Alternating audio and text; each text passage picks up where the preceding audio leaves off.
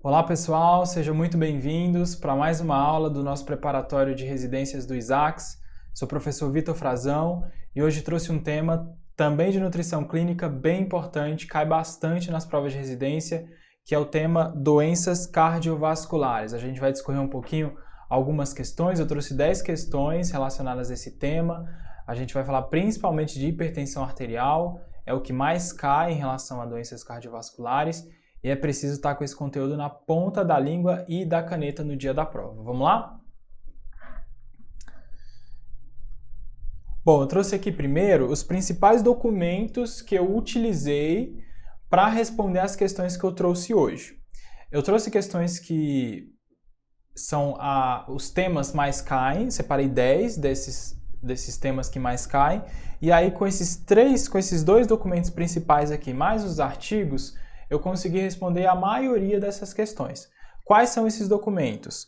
Primeiro, deixa eu separar aqui a minha caneta. São as diretrizes brasileiras de hipertensão arterial. E aí a gente tem esse documento lançado várias vezes, né? A gente tem atualizações desse documento. O último é de 2020. A maioria das questões foram cobradas tendo como referência esse arquivo aqui de 2020, mas teve questão do ano passado que cobrou as diretrizes de anos anteriores. Então, assim, é bom estar ciente desse mais recente, mas se puder dar uma lida também nos anos anteriores, é importante.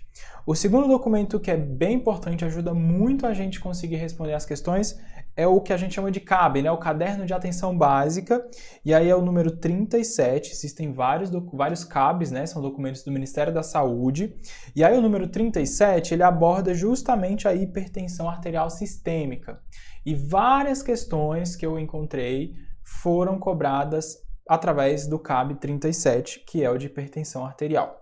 Fora esses dois documentos que são os principais, artigos, né? Artigos, alguns mais aleatórios, mas tem alguns que costumam ser cobrados. A gente vai falar, por exemplo, hoje de homocisteína. E aí tem um artigo específico que geralmente é cobrado por conta desse artigo. Então é importante ler artigos por fora também.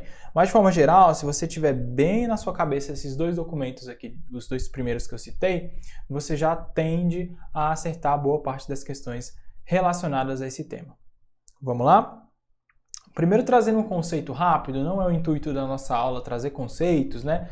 As nossas aulas são mais direcionadas para questões, mas é sempre bom para a gente contextualizar um pouquinho, né? Primeiro que doença cardiovascular é um termo genérico, né? Um termo geral que define as alterações que afetam o coração e os vasos sanguíneos. Então, quando a gente fala em doença cardiovascular, a gente está falando de um termo muito genérico, um termo que abrange uma gama muito grande de condições de doenças de saúde que afetam o coração e os vasos sanguíneos. Eu trouxe algumas aqui, as principais, para citar. Então a gente tem, primeiro, que é o que mais cai, hipertensão arterial sistêmica, infarto agudo do miocárdio, insuficiência cardíaca, cardiopatia congênita, arritmias, endocardites, doença reumática cardíaca. Então a gente tem uma série de doenças, uma série de problemas, de condições de saúde que afetam o coração e os vasos sanguíneos, que são classificadas dentro desse conceito geral de doença cardiovascular, tá?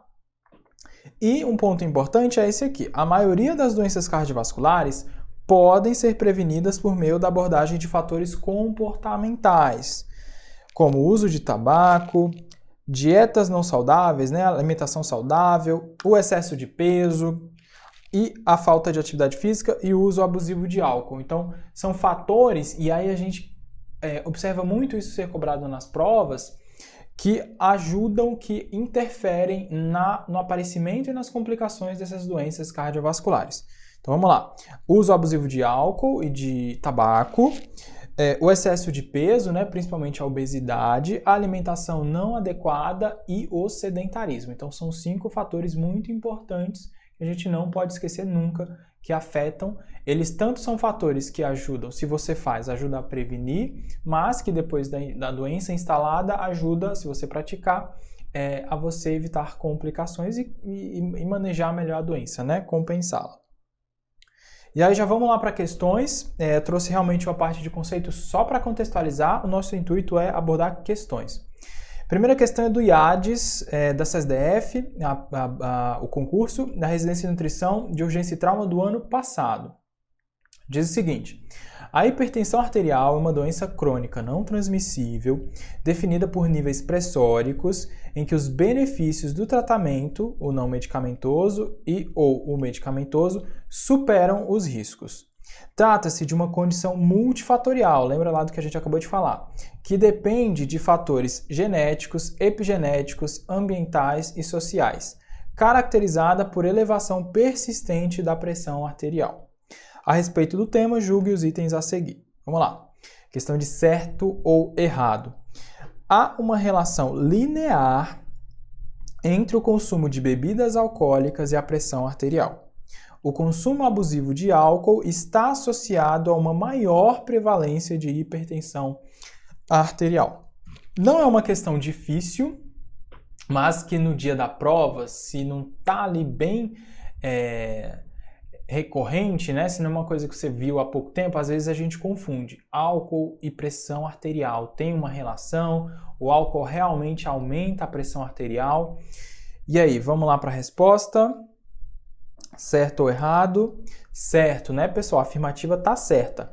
Há uma relação linear entre o consumo de bebidas alcoólicas e a pressão arterial. O consumo abusivo de álcool está associado a uma maior prevalência de hipertensão arterial. Então não se esqueça jamais disso aqui. Hipertensão arterial, existe uma relação com o álcool. Então o álcool eleva sim a pressão arterial. E aí eu trouxe aqui também alguns dados para vocês dessa relação, né? Álcool e hipertensão arterial sistêmica. A prevenção primária da hipertensão pode ser feita mediante controle dos seus fatores de riscos, que foi o que a gente acabou de falar, né?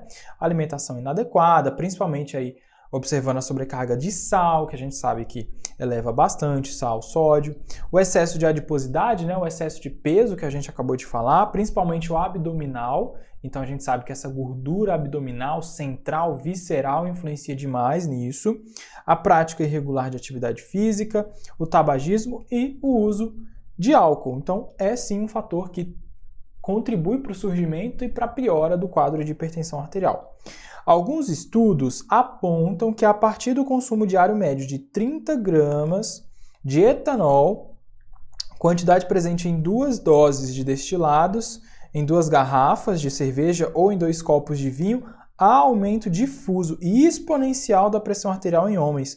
Para mulheres, as quantidades de risco correspondem à metade desses valores, ou seja, 30, né? 15. Trouxe também alguns dados, isso aqui está no CAB 37 que eu comentei no início da nossa aula, que fala sobre as modificações do estilo de vida para manejo da hipertensão. E aqui embaixo, no 4º ponto, fala da moderação do consumo de álcool. Qual é a orientação em relação ao consumo de álcool para um paciente hipertenso? É aconselhável, aqui embaixo, evitar o consumo de bebidas alcoólicas. Então, a primeira orientação é de evitar. Quando não for possível, recomenda-se que consumo de álcool não ultrapasse 30 ml de etanol dia, o que corresponde aí a 90 ml de destilados, ou 300 ml de vinho, né?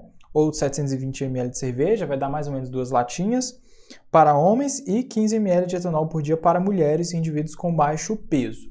Então ainda tem essa recomendação. Para um paciente que é hipertenso, o ideal é não consumir, mas caso ele faça consumo, essa quantidade aqui de 30 ml de etanol por dia, tá bom? Então não esqueça mais essa relação álcool e hipertensão arterial. Questão facílima, né? Vamos lá para a próxima. FAO Unicentro, Prefeitura de Paranaguá, também do ano passado, diz o seguinte: doenças cardiovasculares, DCV, né? Eu vou usar essa sigla aqui daqui em diante, representam a maior causa de morte em países ocidentais. Chama a atenção o fato de que mais de 40% dos pacientes com doença primária da artéria coronária, cerebrovascular ou vascular periférica têm aumento nas dosagens séricas de homocisteína. Os elevados níveis de homocisteína plasmática têm sido associados a uma taxa de mortalidade cardiovascular aumentada, independentemente de fatores de riscos clássicos. Entretanto, ainda não está claro na literatura se a homocisteína é a causa da doença vascular ou se é apenas um marcador de risco aumentado. Então, olha só, a gente está falando de homocisteína, que eu até citei no comecinho, né? Tem um artigo famoso que as bancas costumam usar para abordar esse tema aqui nas provas de residência. e a pressão arterial. A homocisteína é um marcador sérico, né, do que a gente está falando aqui. E aí a pergunta é, a homocisteína é um aminoácido formado a partir de... E aí a gente tem as opções aqui. A, lisina, B, cisteína, C, tirosina, D, triptofano e E, metionina. Hoje você não vai, a partir de hoje, você está vendo a nossa questão e a nossa aula, não vai errar mais essa questão. Pode confundir, quem não sabe vai cair aqui talvez na cisteína, né? Pela relação aqui do nome até. Mas aí vamos lá para a resposta e vocês não errarão mais. Alternativa E. A homocisteína é um aminoácido formado a partir de metionina, não é de cisteína, tá, pessoal? Não esqueça isso. Homocisteína, metionina, tá? A partir da metionina é formada a homocisteína, não é a cisteína. Muita gente confunde isso, tá? E aí vamos lá falar um pouquinho sobre isso. Vamos lá, dessa relação, né? Homocisteína e doenças cardiovasculares. A homocisteína, formada a partir da metionina hepática, é metabolizada nas vias de desmetilação e de transsulfuração, sendo que seus valores plasmáticos e urinários refletem a síntese celular. E aí, a sua determinação, né, é realizada em jejum e após a sobrecarga de metionina e caracteriza as diferenças dessas vias metabólicas, principalmente quando de natureza genética. A hiperhomocisteína, né, quando a homocisteína está elevada, tem sido associada a maior risco de eventos aterotrombóticos. E a literatura sugere a associação causal, independente de outros fatores de risco para a doença arterial. Então, a elevação de homocisteína é um fator de risco aumentado para doenças cardiovasculares. Também não se esqueça disso. Homocisteína, fator de risco para DCV, que é formada a partir da metionina, tá? Continuando aqui falando da homocisteína. Diminuição da homocisteína plasmática para valores normais é seguida de redução significante na incidência de da doença aterotrombótica. A relação entre homocisteína e o fígado vem adquirindo importância nos dias atuais, uma vez que alterações das lipoproteínas e da depuração de metionina são comuns em pacientes com doença hepática crônica. O tratamento da hiperhomocisteína fundamenta-se na suplementação alimentar e medicamentosa de 3 pontos. Isso aqui também costuma cair, tá, pessoal? Então também fiz questão de colocar aqui. Ácido fólico, B6 e B12. Então isso aqui é importante, tá? É a parte do tratamento. Eu vou até passar aqui porque eu trouxe também da alimentação, né? Aqui tem as causas, né, da homocisteína elevada. A primeira é alteração genética, é uma das possíveis causas. A segunda é a baixa ingestão dessas vitaminas, B6, B12 e ácido fólico, tá? Então, quando a gente ingere pouco desses nutrientes aqui, B6, B12 e ácido fólico, a gente pode ter uma elevação da homocisteína. E o efeito inverso é verdadeiro, tá? Quando a gente tem uma homocisteína elevada, a gente ingere esses alimentos para que a gente reduza essa homocisteína. Alterações da tireoide também pode ser uma causa da homocisteína alta, uma doença renal, um problema renal, uso de alguns medicamentos também e o tabagismo também pode ser causa. E a dieta em relação a isso? O aumento do consumo de alimentos ricos em ácido fólico, B6, B12, não se esqueça isso, são os pontos principais que a gente vai levar dessa questão. B6, B12 e ácido fólico, quando estão baixos, a homocisteína aumenta, e para a gente reduzir, a gente aumenta B6, B12 e ácido fólico. A homocisteína, ela é produzida a partir da metionina, esse é outro ponto importante, não a partir da cisteína. E a redução do consumo de proteínas animais, principalmente carnes vermelhas e frutos do mar, também é uma recomendação para um paciente com homocisteína elevada, né? Porque a gente sabe que são alimentos ricos em muita proteína e muitos aminoácidos. Então, também é uma recomendação comum, tá? Beleza? Não vai errar mais. Tanto a questão do álcool e a relação com a hipertensão arterial, nem essa relação da homocisteína a partir da metionina. Vamos lá. FGV, FAMEMA, Residência em Nutrição 2021. Segundo as diretrizes brasileiras de hipertensão, o primeiro documento que a gente comentou lá no início, a recomendação de ingestão de fibra alimentar total para adultos é de 20 a 30 gramas por dia. Assinale a opção que indica corretamente a fibra alimentar que promove discreta diminuição da pressão arterial em obesos, mas não apresenta esse efeito em indivíduos com peso normal. A gente teve uma aula aqui de fibras. Quem viu vai saber responder essa questão, e quem não viu, eu recomendo que assista a nossa aula de fibras, é uma aula bem legal, a gente falou dos diferentes tipos de fibra solúvel, insolúvel, as fontes, o que cai mais. Quem não viu, assista. E a questão está perguntando, né, dessa relação de fibras e dessa redução aqui da pressão arterial em obesos, tá? Então, sempre fique atento a essas observações que às vezes passam despercebidas. Então, pessoal, qual é o nome da fibra que tem uma redução discreta na pressão arterial? A, pectina, B, lignina, C, goma e D, beta-glucano. Quem viu vai saber responder, sabe que a resposta certa é a alternativa D, beta-glucano ou beta-glucana, né? A gente observa escritas diferentes. A beta-glucano é uma fibra solúvel. E ela tem, quem viu a nossa aula sabe, ela proporciona uma redução da pressão arterial e também da glicose, né? São funções fortes das fibras solúveis. Eu trouxe aqui para vocês também um pouquinho dessa relação em fibras e hipertensão arterial e das fibras, o conceito de fibras, né? Elas são classificadas em solúveis e insolúveis. As solúveis são responsáveis pelo aumento da viscosidade, né? A formação de géis do conteúdo gastrointestinal, isso retarda o trânsito gastrointestinal, e inclui pectina, gomas, mucilagem, beta-glucana e hemiceluloses, a minoria das hemiceluloses. E as insolúveis, né, elas aceleram o trânsito intestinal, aumentam o peso das fezes, e incluem a lignina, a celulose e a maioria das hemiceluloses. A recomendação da ingestão de fibra alimentar total para indivíduos adultos é de 20 a 30 gramas por dia. E dessas, 5 a 10 gramas, né, metade aí, um pouco menos, tem que ser solúveis, tá? Essa é a recomendação trazida pelas diretrizes, as últimas diretrizes de hipertensão arterial de 2020.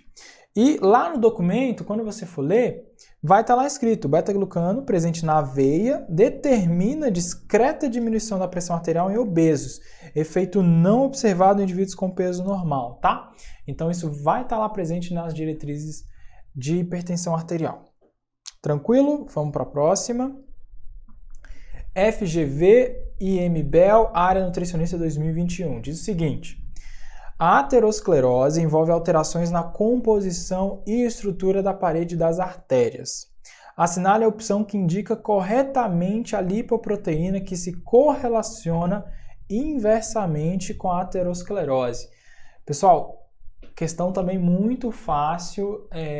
A gente falou sobre obesidade, a gente teve uma aula que abordamos síndrome metabólica, a gente discutiu um pouquinho dessa parte dos colesteróis, né, do lipidograma.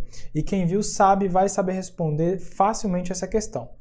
Vamos lá, qual é a lipoproteína que se correlaciona inversamente com a aterosclerose, ou seja, que tem um efeito protetor, né, que ajuda a prevenir a aterosclerose? A, quilomicron, B, VLDL, C, LDL, D, ILDL e E, HDL.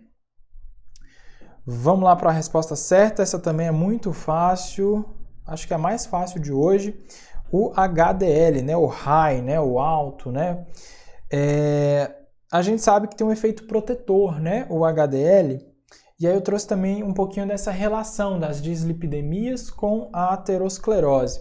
A aterosclerose é uma afecção das artérias de grande e médio calibre, caracterizada por lesões com aspectos de placas.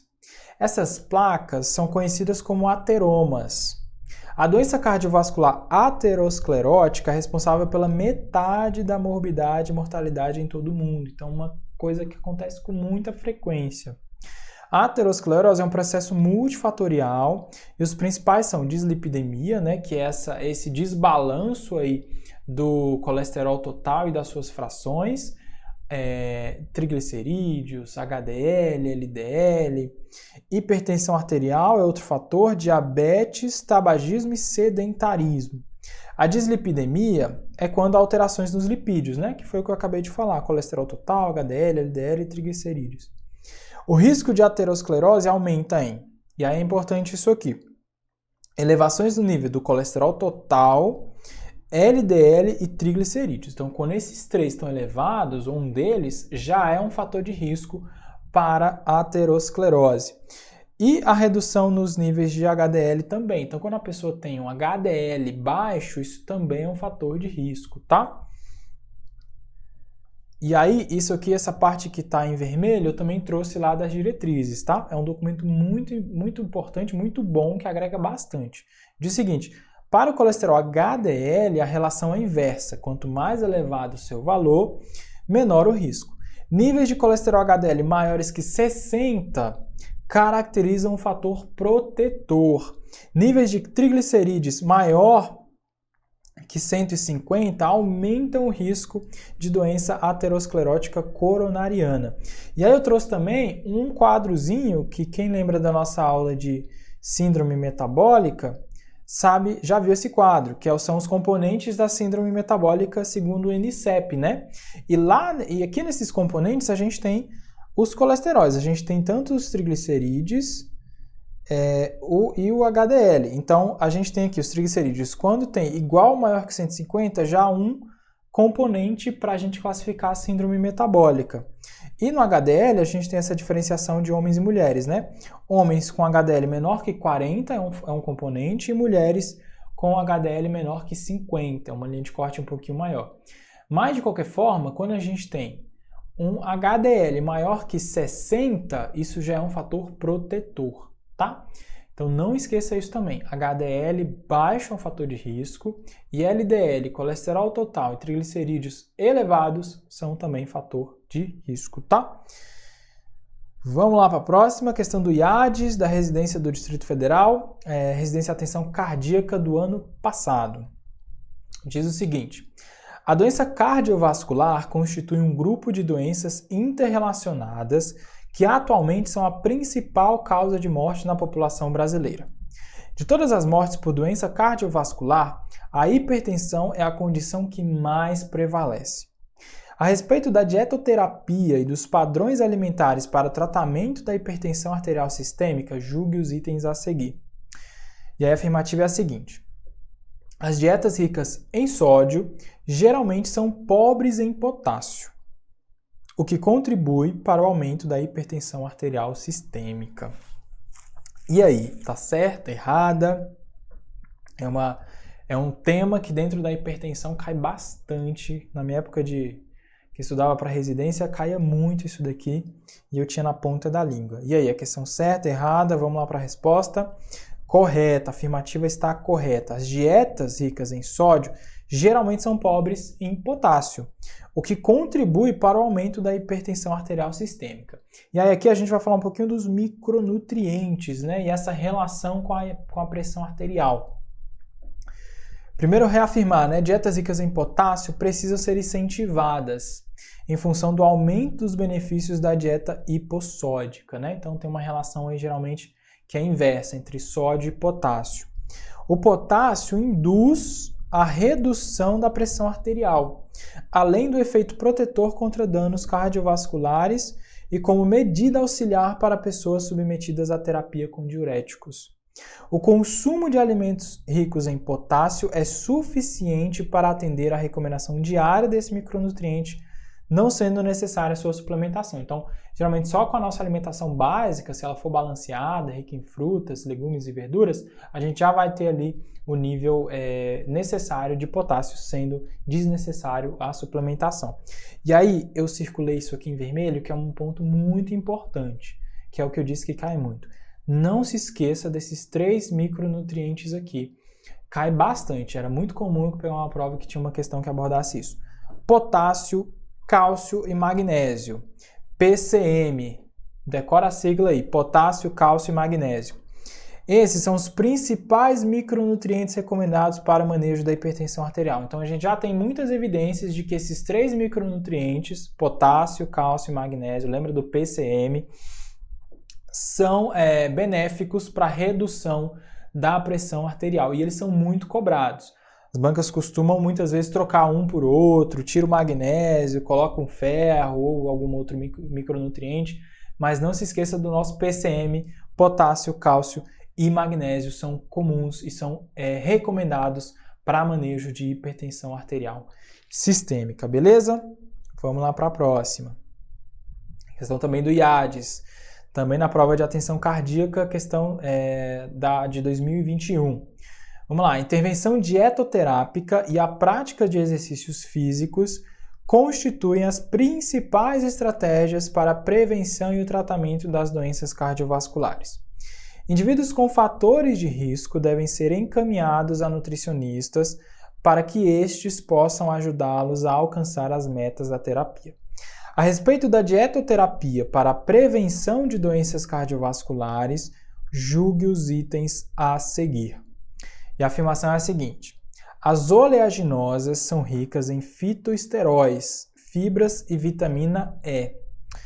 Seu consumo é incentivado em padrões alimentares, como a dieta DASH e do Mediterrâneo, como estratégia para a redução de doenças cardiovasculares. A gente também já falou aqui nas nossas aulas também, se eu não me engano foi na aula de síndrome metabólica, sobre a dieta DASH e sobre a dieta do Mediterrâneo, né?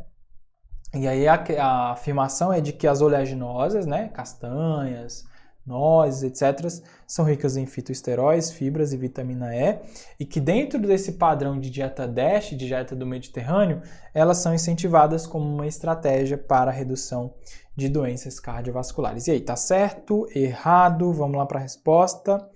Correto, né, pessoal? As oleaginosas são, sim, ricas em fitoesteróis, em fibras e vitamina E, e seu consumo realmente é incentivado em padrões alimentares como a dieta DASH do Mediterrâneo, como uma estratégia para reduzir as doenças cardiovasculares. E aí vamos falar um pouquinho de novo, né, sobre dieta DASH e essa relação com as doenças cardiovasculares. Então a gente já sabe que padrões alimentares considerados saudáveis são associados a uma redução da pressão arterial, então a gente sabe que existe uma relação importante aí, alimentação e pressão. E a dieta DASH, né, foi capaz de reduzir a pressão arterial e os riscos de problemas cardiovasculares, né? Muitos estudos mostraram que dessa capacidade de redução da pressão e dos problemas cardiovasculares. E vamos falar um pouquinho de novo da dieta DASH. O que caracteriza ela? Maior consumo de frutas, hortaliças, laticínios com baixo teor de gordura. Isso aqui é um peguinha que costuma ser cobrado, tá? Laticínios, quando a gente está falando de dieta DASH. Laticínios, eles fazem parte da dieta DASH. A questão é que são laticínios nas suas versões com baixo teor de gordura, então as versões desnatadas. Então não se esqueça disso. E cereais integrais, também é alto consumo. Além de consumo moderado de oleaginosas e redução no consumo de gorduras, doces e bebidas com açúcar e carnes vermelhas. O efeito hipotensor decorre do padrão de dieta, isso aqui também é importante, mais do que os seus componentes individuais. Alto teor de potássio, cálcio, magnésio e fibras, com quantidades reduzidas de colesterol e gordura total. Então esse é um ponto importante, não tem nada específico dentro desse contexto de dieta DASH que ocasione esse efeito hipotensor. É o padrão dela como um todo, tá? Tudo vai se relacionando. E aí tem pontos bem importantes isso do potássio, cálcio, magnésio, que a gente acabou de falar, fibras e quantidades reduzidas de colesterol, gordura total e saturada, tá? Trouxe também um quadro para vocês, trazido também lá das recomendações diretrizes de hipertensão arterial. É um quadro que tem exemplos de porções e quantidades de alimentos. Deixa eu colocar aqui só no slide. Exemplos de porções e quantidade de alimentos recomendados em uma dieta do tipo DASH a serem consumidas diariamente ou por semana por quem despende ali de uma dieta de cerca de 2.000 calorias. Então, frutas seriam ali diariamente 4 a 5 porções. Aqui tem o tamanho das quantidades, não é algo que vai ser cobrado, nunca vi cobrarem isso, mas é mais para conhecimento mesmo. Vegetais, 4 a 5 porções também. Laticínios dietéticos, tá? Então, quando eu estou falando de dietéticos aqui, é mais por ser realmente com baixo teor de gordura, versões desnatadas. 2 a 3 porções. Grãos e derivados, 7 a 8. Carnes magras, aves e peixes, cerca de 2 ou menos. Nozes, sementes e leguminosas secas, 4 a 5 por semana, tá? Então isso aqui é só para a gente ter uma noção desses grupos alimentares presentes na dieta DASH e as suas porções diárias, beleza? Vamos lá para a próxima questão. Fundatec Nutricionista 2021. Uma questão de completar. Diz o seguinte: a última diretriz de hipertensão traz, que é essa que a gente está comentando hoje, traz informações sobre a pré-hipertensão, que se caracteriza pela presença de pressão arterial sistólica entre... E aí tem a partezinha para a gente completar, vai ter lá nas alternativas. E ou pressão arterial diastólica entre, também para a gente completar, em medição casual ou no consultório. Os pré-hipertensos têm maior probabilidade de se tornarem hipertensos e maiores riscos de desenvolvimento de, também para a gente completar, quando comparados a indivíduos com PA normal, necessitando de acompanhamento periódico. Assinale a alternativa que preenche correta e respectivamente as lacunas do trecho acima. Não é uma questão difícil, ela está falando sobre pré-hipertensos, não é um conceito que a gente utiliza muito, né, no âmbito do consultório, mas é um conceito que existe e que está lá presente nas diretrizes de hipertensão, e a banca decidiu cobrá-lo. Vamos lá, alternativa A. E aí vamos lembrar do que a questão está pedindo para a gente completar, né? Primeiro a pressão sistólica, depois a pressão diastólica e depois o que envolve aí maiores riscos de desenvolvimento e aí a gente completa. Primeiro, sistólica 120 e 140, diastólica 80 e 90 e o fator de risco é diabetes. B, 120 e 145 de sistólica, vou voltar aqui, 80 e 95 de diastólica e tonturas é ali o que envolve ali o fator. C, 121 e 139 de sistólica, 81 e 89 de diastólica e complicações cardiovasculares na parte dos riscos. D, 130 e 140 de sistólica, 85 e 95 de diastólica, dores na nuca como fator ali de desenvolvimento. 135 e 145 de sistólica, 85 e 95 de diastólica e complicações renais como os riscos, né? Vamos lá. Decorar número é sempre difícil, né? A gente tem mais dificuldade. E aí uma coisa que não é tão cobrada fica mais difícil ainda. E aí eu sempre reforço a estratégia de eliminação. Então a gente está falando aqui a questão, né, de condições, está falando principalmente de hipertensão, e a gente sabe que o que mais prejudica, né, a hipertensão, que mais causa, são problemas cardiovasculares. Então, só por esse ponto, a gente já abre o olho aqui para essa alternativa C, né? Complicações cardiovasculares. Então, eu já iria pensar muito nessa parte aqui. Vamos lá para a resposta e a gente fala mais sobre a questão. De fato, é a C, não é difícil, né? A gente fosse pela lógica que daria para acertar. Pode ser que algumas pessoas confundam aqui tonturas, né? Porque geralmente é um dos sintomas, dores na nuca também. Diabetes e complicações renais acho que é mais difícil alguém confundir, mas essas duas poderiam sim causar uma confusão. E aí eu trouxe o que tem lá nas diretrizes de hipertensão, né? São os critérios de hipertensão e de pré-hipertensão, que é um conceito que é pouco falado. Primeiro que o diagnóstico de hipertensão arterial, segundo as diretrizes brasileiras de hipertensão, a última, mais recente, continua sendo o que é há muito tempo, né? Quando a pressão arterial está acima ali de 140 por 90. Então, o conceito de hipertensão é muito estabelecido, não tem muita dificuldade. Agora, de pré-hipertensão. Vamos lá. Indivíduos com pressão arterial sistólica sistêmica entre 120 a 139 e diastólica entre 80 e 80 a 89 são classificados como portadores de pressão arterial normal ou pré-hipertensos. Então, olha só. Pressão arterial sistólica entre 20 a 139 e diastólica entre 80 a 89 são classificados como pressão arterial normal ou pré-hipertensos, tá? Então, pré-hipertensos são nessas duas condições aqui. Sendo que tais pessoas apresentam risco cardiovascular mais elevado em comparação com a PA ótima ou normal. Então, olha só, 120 a 139 de sistólica, 80 a 89 de diastólica. Então, é a nossa alternativa C. Aqui a banca até colocou 121, né, e 81, ela puxou um aqui é 120 e 81, então daria até para quem fez a questão e errou, entrar com recurso, tá? Mas tem lá quem for buscar as diretrizes, tem lá certinho, e tem essa parte aqui também das complicações cardiovasculares. Vamos lá para a próxima. FEPESE, Prefeitura de Balneário Camboriú, de 2021. De acordo com as diretrizes brasileiras de hipertensão arterial de 2020, olha o tanto de questão que caiu. Eu juro que eu não selecionei, esse não foi critério, tá? Puxei aleatório e realmente é o documento que mais tem sido cobrado. Diretriz brasileira de hipertensão de 2020. Assinale a alternativa correta sobre o tratamento dietoterápico da hipertensão arterial.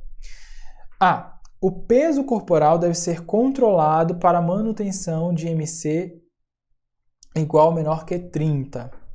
B. O consumo de sal deve ser restrito a 2 gramas dia, com substituição de cloreto de sódio por cloreto de potássio, em caso de doença renal crônica.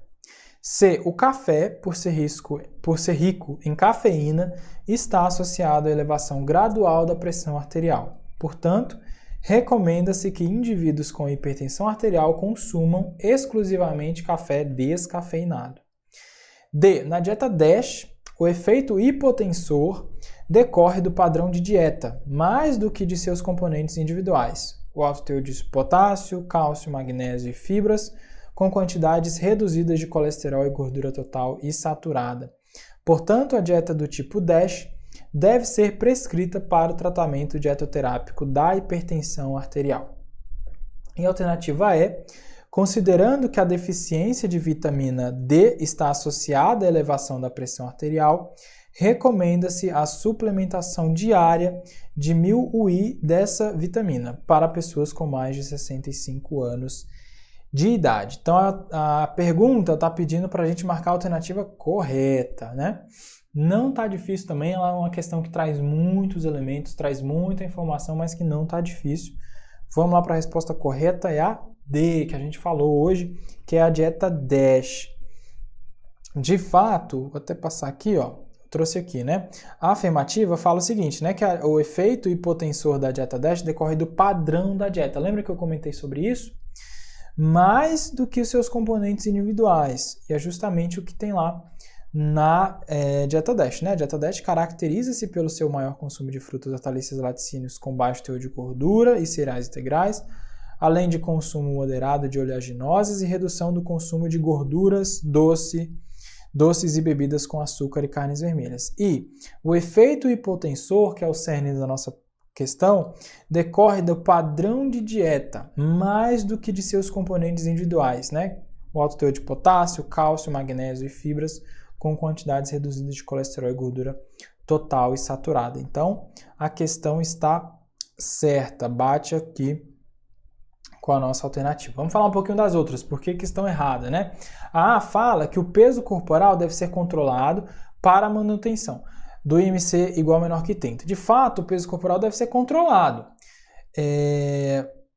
mas não para a manutenção do IMC igual ou menor que 30, né? O IMC ideal é abaixo de 25, então não é 30. O ponto de corte aqui ele trocou, tá? Por isso que a questão está errada.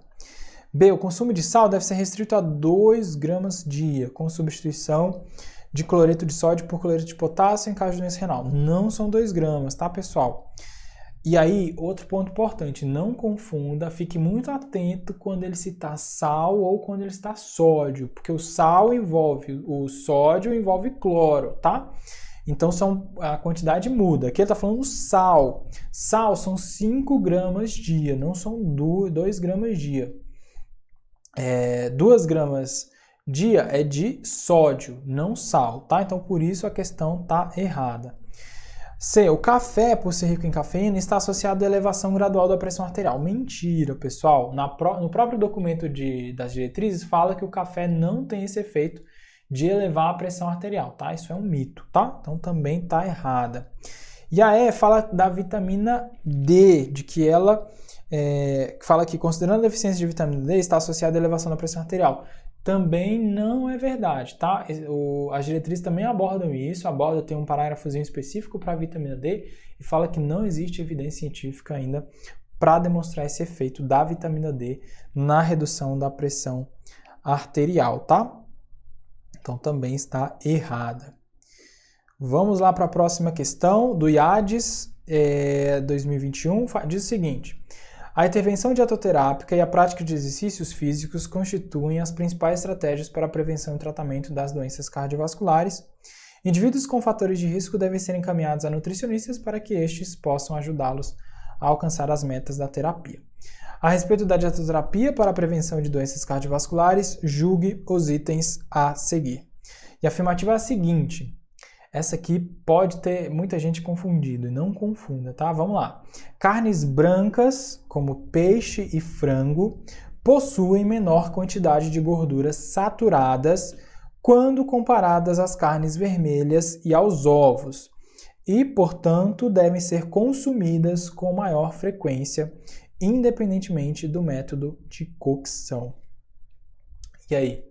A questão pode confundir, né? Tem aí o ovo envolvido, fala dos métodos de cocção, então pode confundir muita gente. Vamos lá para a resposta.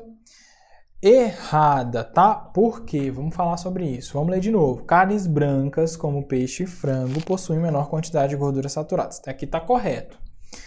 Quando comparadas às carnes vermelhas, até aqui está correto. E aos ovos, aqui está mentira. E, portanto, devem ser consumidas com maior frequência, independente do método de cocção. Isso aqui também é uma mentira, tá? E aí, vamos lá. O ponto principal aqui é o ovo, tá? A afirmação me diz que peixe e frango, que são carnes brancas, têm menor quantidade de gorduras saturadas quando comparadas à carne vermelha, que é verdade, e ovos. Aí tá a mentira. E aí eu até trouxe esse dado aqui para vocês. Um ovo de 50 gramas possui 1,6 grama dos chamados ácidos graxos saturados, o valor é quase 5 vezes menor do que em 100 gramas de contrafilé grelhado, que é a carne vermelha, né, a carne bovina. Então o ovo, ele não é um alimento rico em gordura saturada. E aí tem até a polêmica, né, do ovo, se aumenta colesterol, se não aumenta. Hoje a gente já tem uma consciência, uma tranquilidade em dizer que essa afirmativa é mentirosa, tá? O ovo, ele é rico em colesterol e aí muita gente atribuía isso à elevação de colesterol, mas não é o não é o consumo de alimentos ricos em colesterol que aumenta o colesterol, na verdade o consumo de gordura saturada. E nesse quesito o ovo tem baixa quantidade. Então tá errada a questão. E aí a gente também poderia falar dessa parte final aqui da afirmação, né? Que fala que independentemente do método de cocção, essas carnes podem ser consumidas com maior frequência. A gente está falando do frango e do peixe. Também é mentira, né? O método de cocção influencia demais ali na quantidade de gordura, quanto vai absorver de óleo, né? Então também é uma parte que daria para a gente questionar. Então por isso a afirmativa está errada. Vamos lá para a próxima pergunta. FEPESE, Prefeitura de Criciúma, de 2021. Assinale a alternativa correta de acordo com as diretrizes brasileiras de hipertensão arterial de 2020. Juro, pessoal, não selecionei as questões que cobraram só esse documento. É porque realmente o documento tem sido muito cobrado. Vamos lá, alternativa A. O consumo de laticínios deve ser desencorajado a pacientes que apresentam hipertensão arterial, tendo em vista que esses alimentos apresentam alto teor de gordura saturada e trans, o que eleva o risco de doenças cardiovasculares. Lembrando que é a questão correta, tá? B. A ingestão recomendada de sódio para indivíduos hipertensos e para a população em geral é de até 2 gramas por dia. associada à exclusão de alimentos ultraprocessados, como carnes processadas, bacon, conservas, enlatados, temperos e molhos prontos, etc. C. O padrão alimentar DASH apresenta efeito hipotensor importante por conta da inclusão de alimentos in natura e exclusão de carne vermelha, ultraprocessados e laticínios. Alternativa D. A perda de peso corporal é uma das metas de tratamento do paciente hipertenso, independentemente do seu estado nutricional, visto que a redução do peso apresenta efeito hipotensor. E a alternativa E. O café e os produtos com cafeína elevam agudamente a pressão arterial. Portanto, em casos de hipertensão, é recomendada sua exclusão imediata do padrão alimentar. Qual é a alternativa correta? De novo, é uma questão que tem muitos elementos, muitas informações, mas que também não é difícil. Quando a gente lê com calma, item por item, vai grifando. Eu sempre gosto de fazer esses sublinhando, grifando, né? Porque isso vai ajudando a gente já encontrar ali os pontos principais. Quando a gente faz isso, a gente acerta tranquilamente a questão. Vamos lá para a resposta. A alternativa correta é a B, que diz o seguinte: a ingestão recomendada de sódio para indivíduos hipertensos e para a população geral é de até 2 gramas por dia, associada à exclusão de alimentos ultraprocessados, como carnes processadas, bacon, conservas, enlatados, temperos e molhos prontos, etc.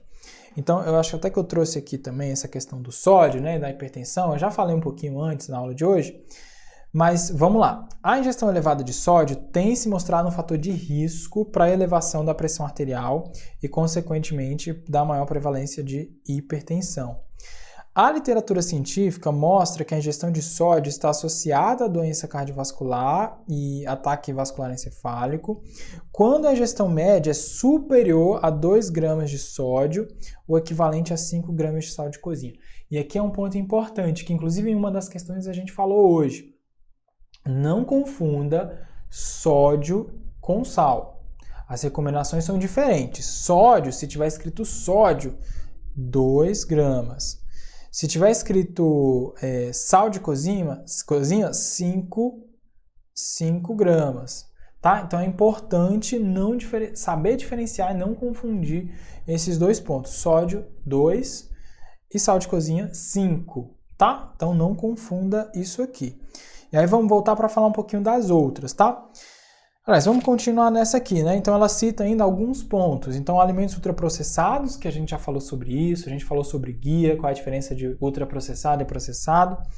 E aí cita também carnes processadas, bacon, embutidos em geral, né? Calabresa, salsicha, mortadela, presunto, são alimentos ricos em sódio, então geralmente é uma recomendação que a gente dá para se evitar ou reduzir ao máximo. Conservas, né? O sal é utilizado para aumentar o tempo de prateleira dos produtos, né? Então as conservas, os enlatados, temperos e molhos prontos também são agentes que aumentam a pressão arterial. Beleza? Então essa é a correta. Vamos lá falar um pouquinho das outras, do porquê estarem erradas. A A fala o seguinte: o consumo de laticínios deve ser desencorajado a pacientes que apresentam hipertensão, tendo em vista que esses alimentos apresentam alto teor de gordura saturada e trans, o que eleva o risco de doenças cardiovasculares. A gente também falou um pouquinho sobre isso, né? Eu dei uma ênfase nos laticínios, né? De que os laticínios estão lá presentes no modelo, na estratégia DASH. O ponto de observação é que são os laticínios com baixo teor de gordura.